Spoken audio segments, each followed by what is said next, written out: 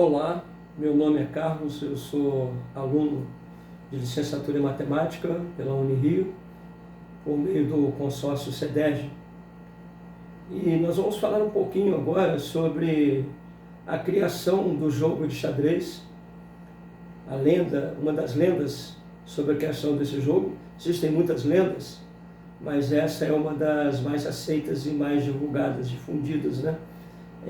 Essa que eu vou contar para vocês, agora ela está no livro de Malbatahan, O Homem que Calculava.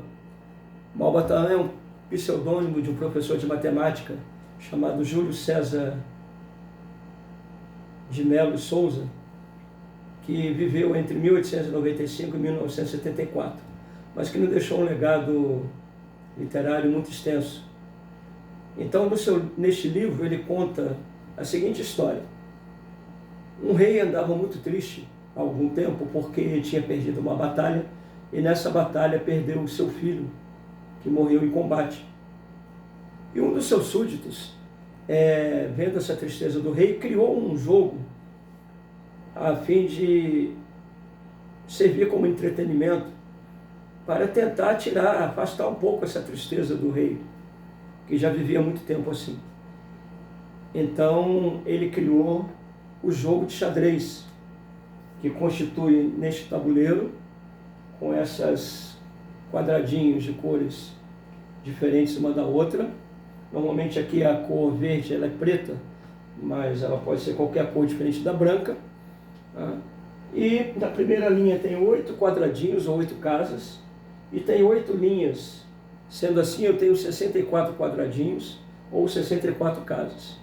Eu vou aproximar aqui um pouco para que vocês vejam as peças do xadrez: a torre, o cavalo, o bispo, a rainha, o rei, e novamente o bispo, o cavalo e a torre, que ficam nessa primeira linha as peças de cor preta, e lá na outra linha, do outro lado, as peças de cor branca, as mesmas peças.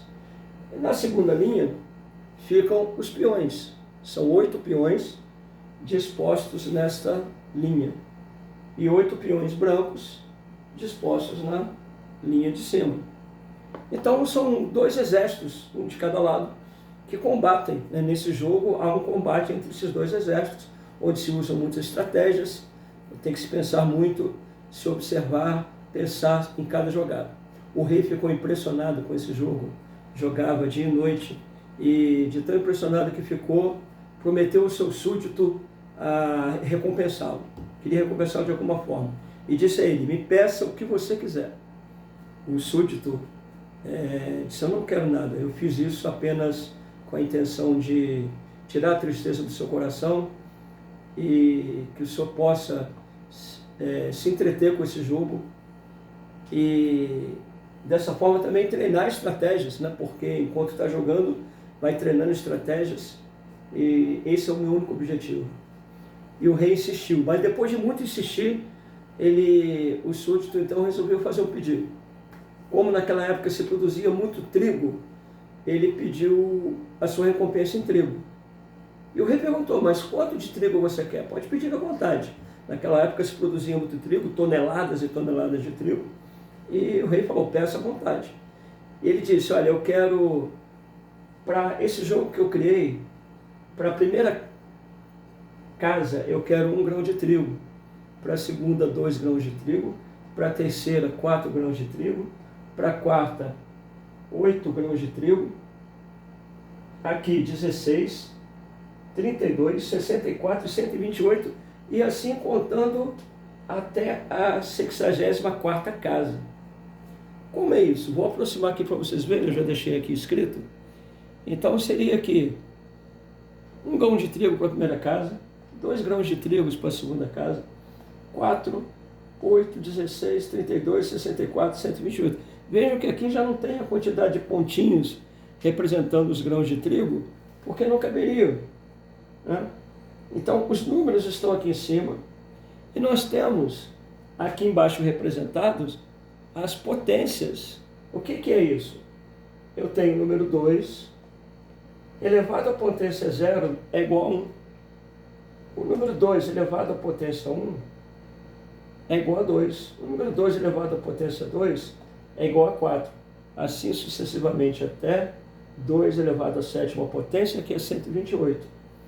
E isso vai ocorrer até a 64ª casa, que vai ser 2 elevado à 63ª potência.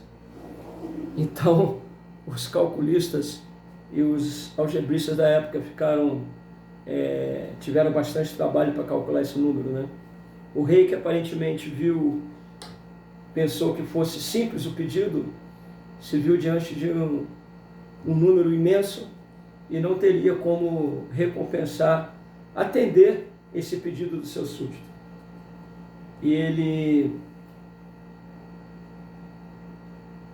ficou muito incomodado. E o súdito deixou tranquilo, falou: não, eu não quero nenhuma recompensa.